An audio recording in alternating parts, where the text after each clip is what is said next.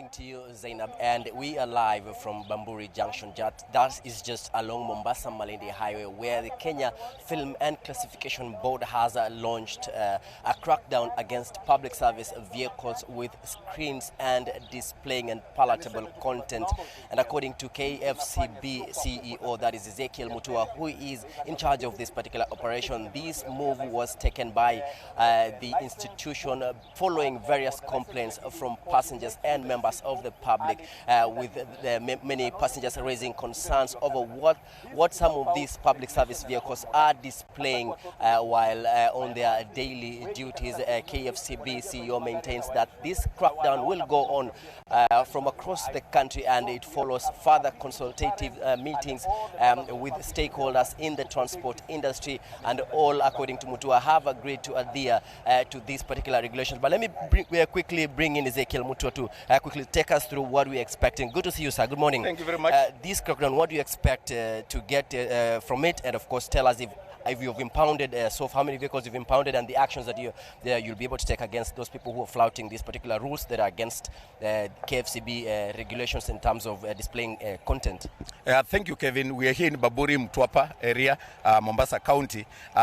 This operation follows the one we have done in Nairobi and across the country, following the complaints by the members of the public kwamba magari mengi ya umma, they have turned themselves into exhibitors of content by mounting screens in those vehicles. They are licensed as PSVs, but they, on their own volition, turned themselves into exhibitors by putting those screens. So what we are doing first is to ensure that we license those screens as public exhibition.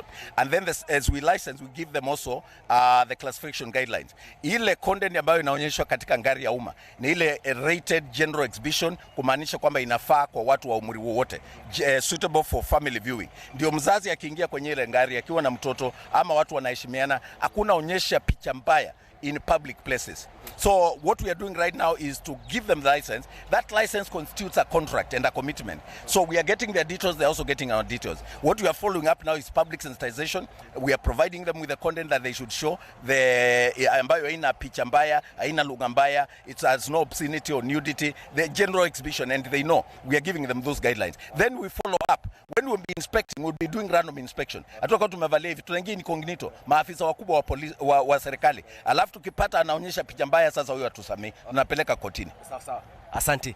Well, of course, those who will be contravening these particular regulations will face fines of not less than 100,000. And KFCB CEO says that he will be here to make sure that all these particular regulations and rules will be put in place to ensure that sanity is brought into this particular sector. And of course, Zainab, without forgetting, there's another issue that we are following up in Lamu County following concerns that, or rather reports that there was an attack by Al-Shabaab militants in Milihoi area after they burned, or rather destroyed 2 vehicles belonging to HN company, that is a Chinese company, going on with construction works along those regions. So we have a lot that we'll be covering for you, and just be on standby for our on our subsequent bulletins, where we'll be giving you full details of this operation at the crackdown that Mutua says will not stop, and they will be conducting this exercise